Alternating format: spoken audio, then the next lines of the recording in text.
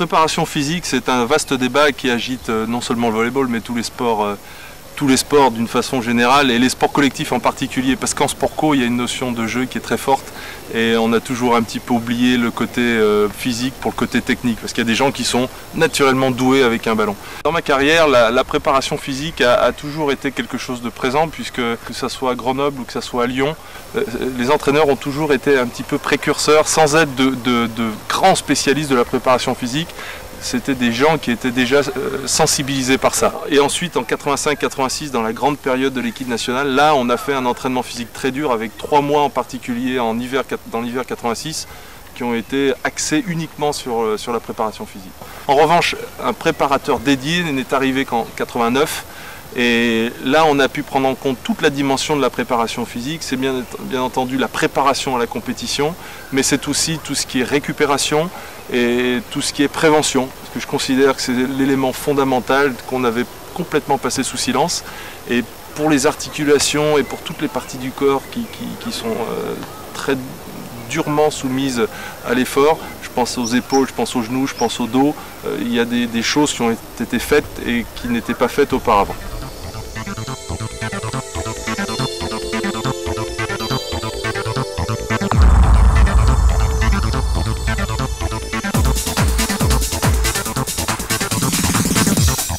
Le chemin du succès en compétition passe par une planification de l'entraînement. Celle-ci permet l'ajustement optimal de la charge de travail. Contrairement à l'entraînement en sport individuel, où le sportif se concentre sur 2 ou 3 compétitions importantes dans l'année, le volleyeur, quant à lui, doit être performant tous les week-ends et ce durant toute la saison. L'efficacité maximale de l'organisme humain ne pouvant pas être obtenue sur l'ensemble d'une année ou d'une si longue période de compétition, la construction générale du programme se fera en fonction d'un objectif global pour l'année, le maintien dans la catégorie ou l'accession au niveau supérieur. Généralement, la saison sportive se déroule de la façon suivante. Une période de préparation d'une durée de 6 à 8 semaines, une période de match aller d'environ 12 semaines, une trêve plus ou moins longue,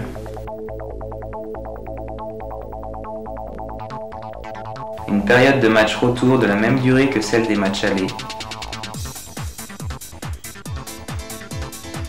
une période de play-off ou play-down,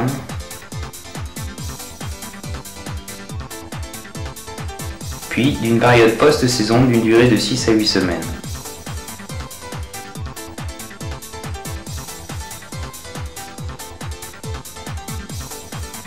Quel que soit le niveau des sportifs entraînés, l'essentiel de la préparation physique se fait pendant cette première phase appelée période de préparation physique générale.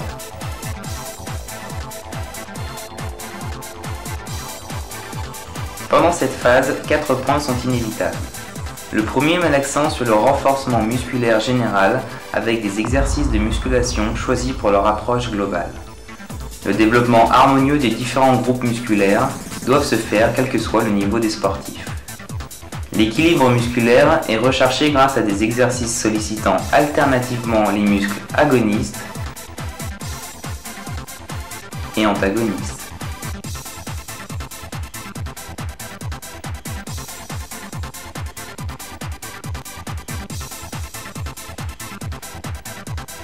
Les méthodes quantitatives, adaptées aux débutants, sont idéales pour la reprise.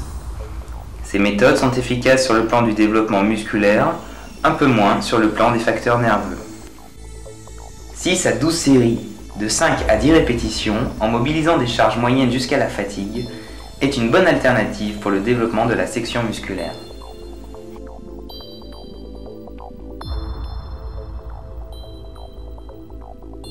D'autres exercices complémentaires peuvent être placés de façon judicieuse. En effet, un travail ayant pour but une pré- ou post-fatigue renforce efficacement l'action de l'exercice principal.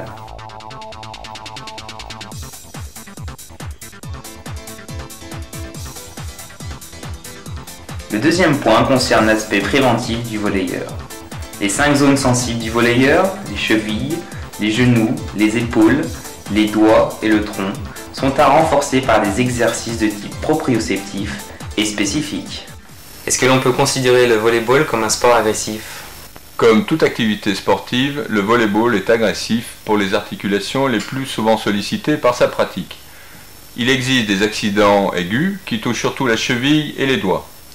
Mais il s'agit la plupart du temps de microtraumatismes, exposant à des lésions plus chroniques. Les microtraumatismes sont liés par exemple au rebond perpétuel, au saut fréquent, souvent sur un sol dur, qui provoque un surmenage mécanique des articulations des membres inférieurs. Ou encore, ils peuvent être liés à la violence et à la répétition de gestes techniques spécifiques, comme la défense plongée ou l'armée du bras lors du smash ou du service, gestes qui sollicitent beaucoup l'épaule et qui peuvent être alors à l'origine de tendinite ou d'instabilité. Les atteintes chroniques concernent essentiellement le rachis lombaire, le genou et l'épaule. Le volley-ball réclame donc une préparation physique spécifique qui doit prévenir en particulier l'apparition de cette pathologie chronique. Ce travail préventif doit améliorer la stabilité et la résistance à l'effort des articulations les plus sollicitées par la pratique sportive. Il doit associer un renforcement musculaire adapté et complémentaire aux gestes sportifs à des étirements musculaires réguliers. Cela nécessite bien sûr une approche individualisée, car un sportif bien préparé améliore ses performances et limite ses blessures. Pour les chevilles et les genoux, grâce au travail d'équilibre sur un pied sollicitant les réflexes proprioceptifs.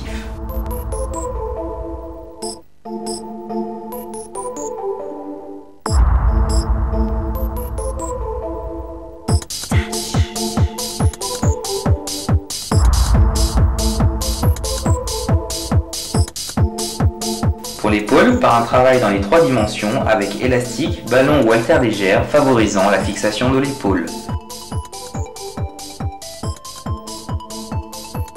Les élévateurs, abaisseurs, fléchisseurs et surtout extenseurs sont à travailler quotidiennement.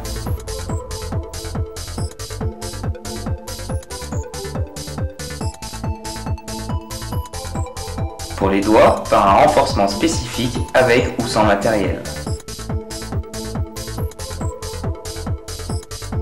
Enfin, pour le tronc, par un travail de gainage favorisant la transmission des forces vers le haut du corps lors de l'impulsion et augmentant le point d'appui pour le bras d'attaque. Ces exercices statiques ou dynamiques contribuent à la protection des joueurs contre les traumatismes dorso-lombaires provoqués par la répétition des sauts.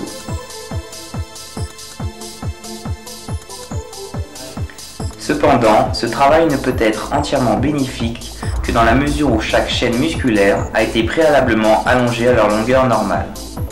L'étirement précède donc la tonification. Chaque exercice préventif doit se faire 3 à 5 fois sur 15 à 20 mouvements.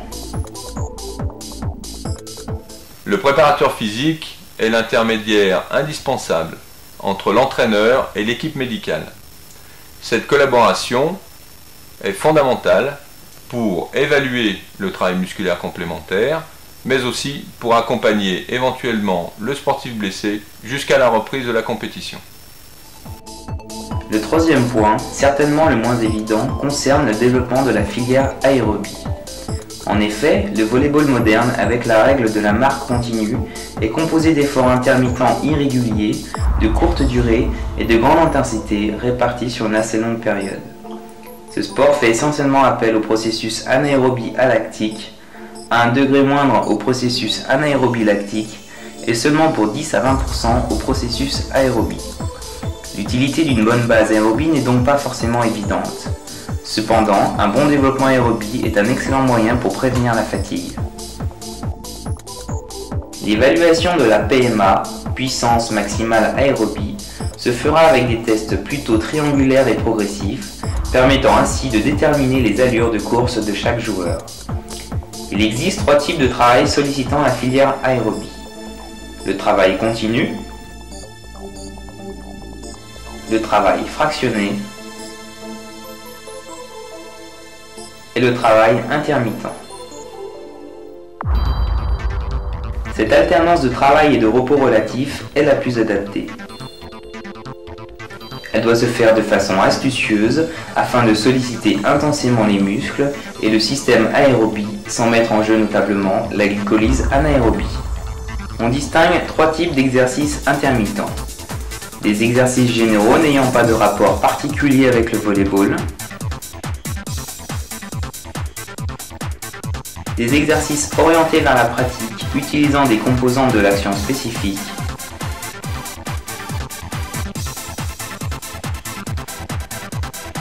Et des exercices spécifiques présentant les mêmes caractéristiques que l'activité.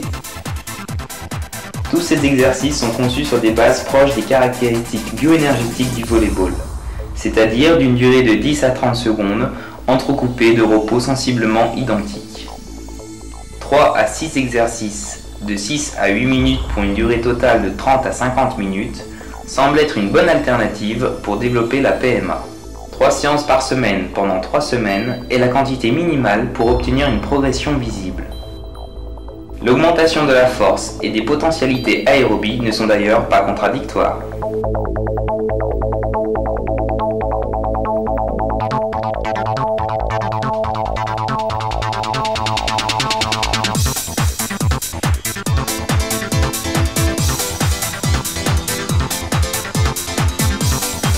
Le 4e et dernier point concerne le développement d'une des qualités essentielles en volley-ball, la vitesse.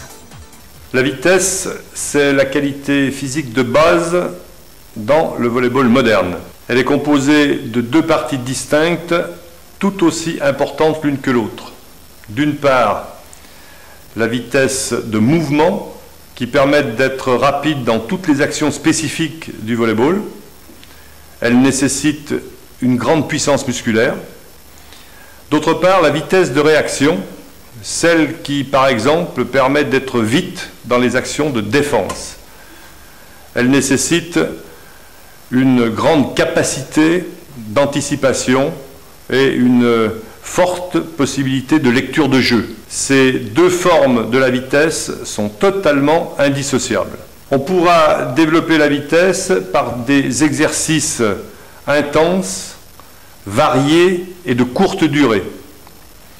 Ils seront de plus en plus spécifiques au fur et à mesure que le joueur accédera à un niveau d'expertise important. Ce travail nécessite de la part de l'entraîneur une très grande rigueur et de la part du joueur une forte concentration. Aussi, on le fera plutôt en début de séance après un bon échauffement et à l'aide de séances courtes et répétées. Les différentes formes de vitesse sont travaillées là encore par des exercices généraux, orientés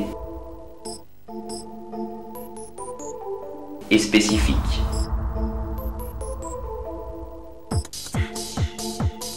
Des durées de 2, 3 à 6, 7 secondes maximales avec des récupérations actives de 30 à 60 secondes visant à conserver chez l'individu un haut niveau de vigilance et de concentration permet une amélioration de la puissance du processus anaérobie à lactique. La séance peut aller jusqu'à un maximum de 20 à 24 exercices répartis en 4 à 6 séries de 3 à 5 répétitions.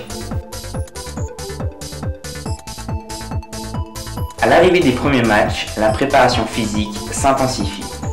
Le développement, surtout qualitatif, permet l'augmentation de la puissance et de l'endurance de force. Traditionnellement, le microcycle d'entraînement en volley-ball, comme c'est souvent le cas dans les autres sports collectifs, est ramené à la semaine d'entraînement. Toutes les formes d'organisation sont évidemment possibles. Pour la semaine à un match, une des formes d'organisation les plus classiques consiste à répartir le travail de la manière suivante. Après la journée de compétition, 2 jours de récupération. Reprise progressive de l'entraînement à l'aide d'une musculation légère, type préventive, de sport collectif annexe ou tout simplement d'une pratique légère du volley-ball. Ensuite, 2 jours d'entraînement quantitatif, noyau dur de la semaine, dans lequel on placera l'essentiel du travail physique et de l'entraînement technique. Enfin, 2 jours d'entraînement qualitatif, préparatoire à la compétition. Les séances y seront plus courtes, mais plus intense, avec comme dominante le travail collectif. L'organisation d'une semaine à 2 matchs est moins courante, elle est réservée à l'élite, avec souvent des matchs à l'extérieur, donc des déplacements importants. L'essentiel est alors non pas de s'entraîner, mais bien sûr de récupérer pour se présenter dans les meilleures conditions à chacune des compétitions. 3 orientations sont à suivre. Premièrement, l'accent doit être mis sur le développement des facteurs nerveux et sur l'élasticité musculaire grâce à des méthodes dynamiques où le contraste des charges est recherché. Associé à d'autres exercices respectant la spécificité du geste, ainsi qu'à un travail de pliométrie moyenne, cet entraînement permet un développement harmonieux de la puissance toujours plus spécifique. Deuxièmement, une spécialisation liée au poste de jeu est entreprise. Le principe est de transférer la force acquise lors des exercices traditionnels de musculation dans le geste spécifique de compétition. Cet entraînement multiforme orienté est idéal pour tous les niveaux de pratique.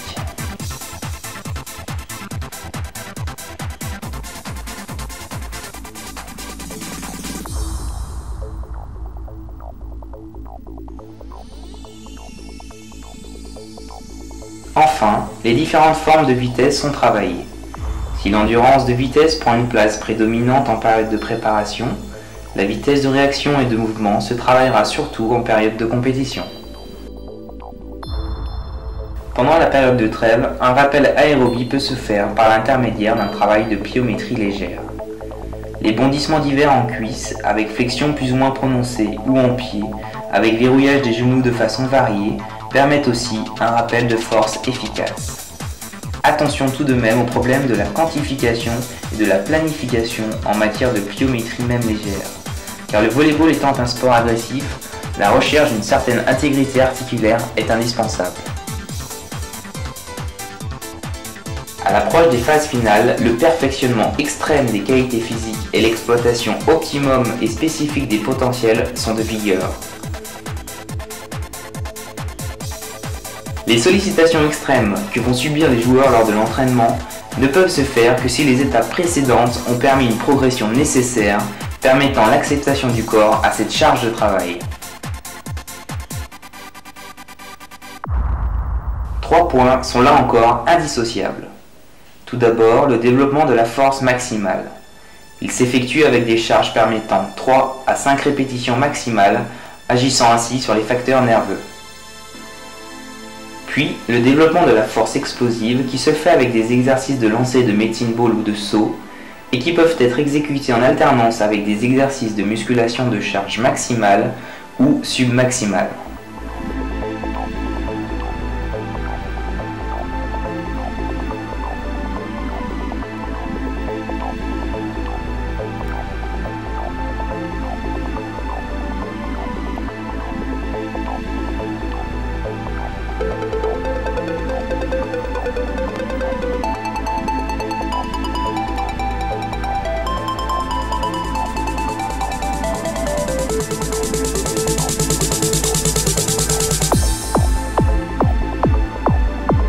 Enfin, des exercices complexes faisant intervenir la concentration occupent une place prépondérante dans un programme de musculation.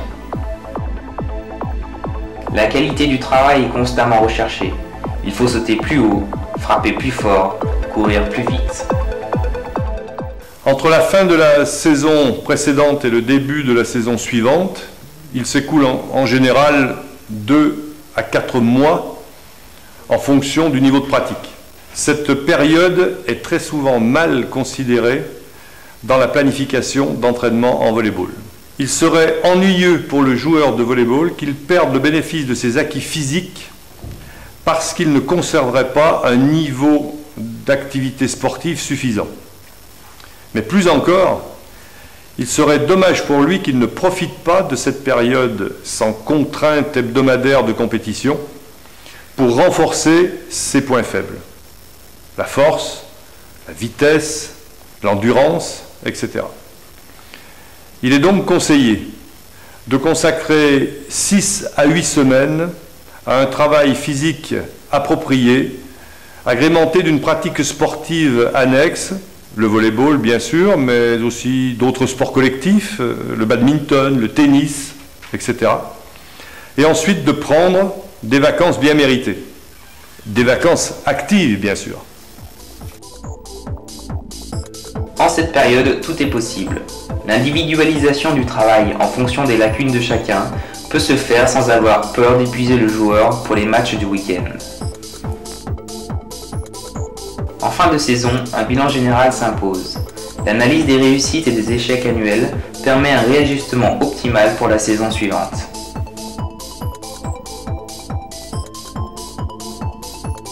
Attention, il n'y a pas de recette miracle en termes de préparation physique, simplement des grandes lignes de conduite à exploiter au maximum en fonction de chaque situation.